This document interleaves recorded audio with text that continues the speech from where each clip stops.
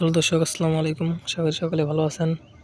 তো দর্শক, দেখতেই পাচ্ছেন কীভাবে চাষের জমিতে এই বিদেশি হাঁসের চারাগুলো রোপণ করা হয়েছে। তো দর্শক, আপনারা চাইলে কিন্তু এভাবে আপনাদের চাষের জমিতে এই বিদেশি হাঁসের চারাগুলো এভাবে রোপণ করতে পারেন। তো দর্শক, এতে কিন্তু আপনারা প্রচুর পরিমাণে লাভবান হতে পারবেন।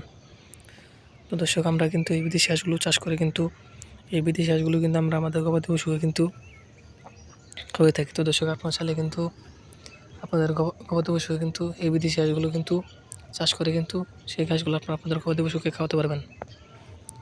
তো দর্শক, এতে কিন্তু আপনাদের গবাদি পশু কিন্তু প্রচুর পরিমাণে মোটা তাজা হবে এবং প্রচুর পরিমাণে কিন্তু ভিটামিন হবে। তো দর্শক, আপনারা চাইলে কিন্তু এরকম আমাদের চাষের জমিতে খুব সহজে কিন্তু এই বিদেশি হাঁসের চারাগুলো এভাবে রোপণ করতে পারেন। দর্শক, দেখতে পাচ্ছেন কিন্তু পুরো জমিতে কিন্তু এভাবে বিদেশি হাঁসের চারাগুলো কিন্তু রোপণ করা হয়েছে। তো দর্শক, আপনারা চাইলে কিন্তু এভাবে আপনাদের পুরো জমিতে কিন্তু আপনারাও এই বিদেশি হাঁসের চারাগুলো রোপণ করতে পারেন। তো দর্শক, এতে কিন্তু আপনারা প্রচুর পরিমাণে লাভ আনতে পারবেন। তো দর্শক, এই বিদেশি হাঁসের চারাগুলো যদি আপনার চাষ করতে চান, তাহলে আপনাদের এই বিদেশি হাঁসের চারাগুলো সংগ্রহ করে সেই চারাগুলো আপনাদের চাষের জমিতে রোপণ করে দিলে কিন্তু আপনাদের এই বিদেশি হাঁসগুলো কিন্তু আস্তে আস্তে প্রচুর পরিমাণে বড় হয়ে যাবে। তারপর সেই ঘাসগুলো কিন্তু আপনারা সংগ্রহ করে সেগুলো কিন্তু আপনারা আপনাদের গবাদি পশুকে খাওয়াতে পারবেন।